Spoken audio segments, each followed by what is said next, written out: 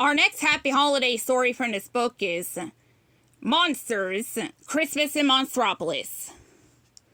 Mike Wazowski was Monsters Inc.'s top laugh collector. But one day he had other things on his mind besides work. Mike walked through the busy streets of Monstropolis. "Come on," he called to his best friend Sully. "We can't be late for the Christmas committee meeting. I'm in charge of getting the whole city ready."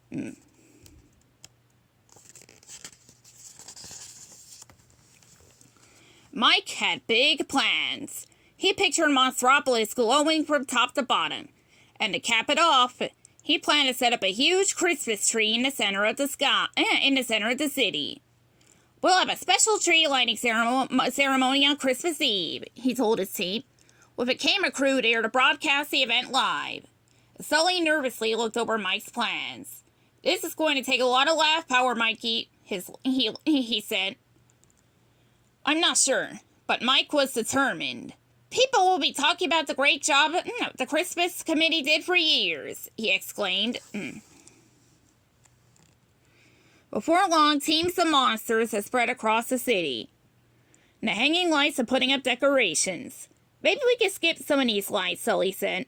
To save energy." "Skip lights?" Mike asked.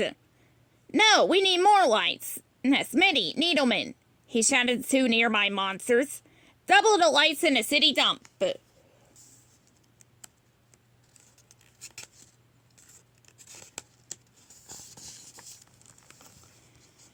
Soon Christmas Eve arrived. All around Monstropolis, lights shone so brightly that passerby had to squint to shield their eyes. In the city center, hundreds of monsters gathered to witness the tree lighting. TV crews set up cameras to capture the event. "See, Sully?" Mike said. "The power is just fine, and you were worried. Suddenly all the Christmas lights went out." Mike looked around in alarm. It wasn't just his decorations that had turned off. The power had gone out across the whole city.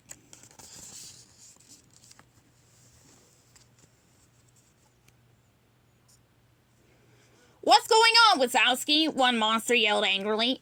"Yeah," another monster cried. "We want answers." "And lights," someone else bellowed. The crowd began to murmur angrily. "Don't worry, folks," Mike shouted above the growing noise. "Just a little hiccup. We'll have this fixed in a jiffy." Sully returned to Mike. "The factory is closed for the holidays," he whispered. "Everyone's on vacation. How exactly are we going to generate enough power?" "We're going to need some substitute lab collectors," Mike said. He scanned the crowd for familiar faces.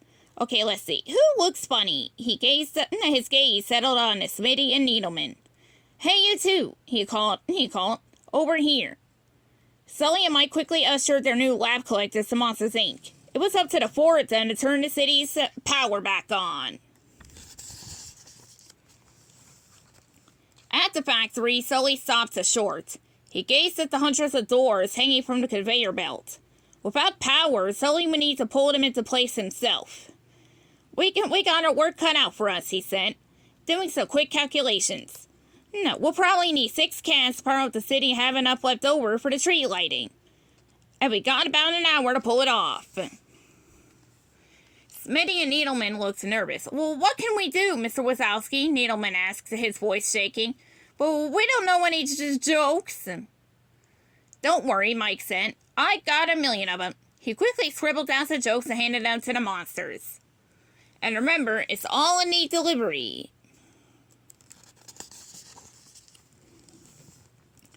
Mike ran through door after door. "What's the monster's favorite Christmas carol?" he asked the girl. "Jingle yells." "What do monster elves learn in school?" he yelled. "The alphabet." "Which monster plays holiday tricks?" "Frankenstein." "That's 2 cans." Sully called out as Mike stepped back onto the lab floor. "That's all." Mike slumped to the ground. "I'm ruined," he groaned. "If we don't get enough power, I'll be the laughingstock of Monstropolis." Sully tried to cheer Mike up, but he knew they had a long way to go. Mike raced in and out of the rooms. With half an hour left, they had filled only 4 cans. In their rooms, Smitty and Needleman were getting nowhere. "What's red, white, and green?" Let's see. Needleman nervously asked the one boy. Smitty answered in a flat voice, Santa swimming through seaweed. The two looked up hopefully. The boy had fallen asleep.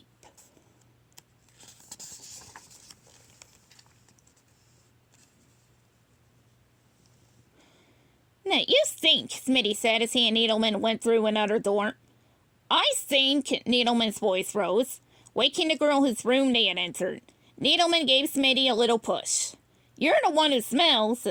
Now, Smitty tried to push Needleman with the back, but Needleman stepped out of the way, and Smitty tumbled to the floor with a thud.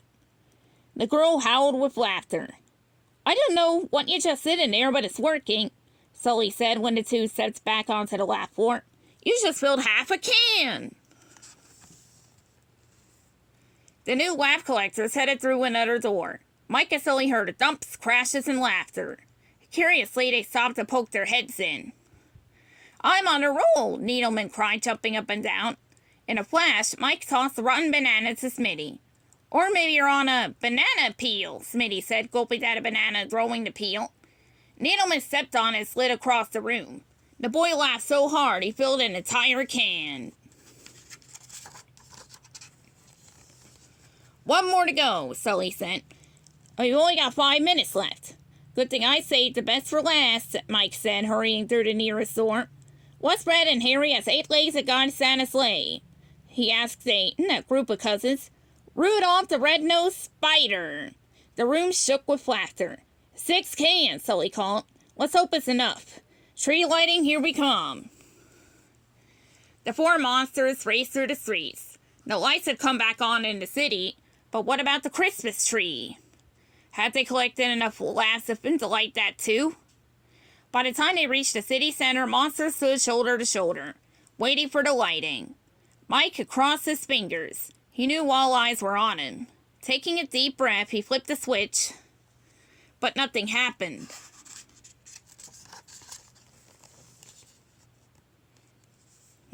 Mike, Smitty said, holding up the cord to the tree lights. It wasn't plugged in.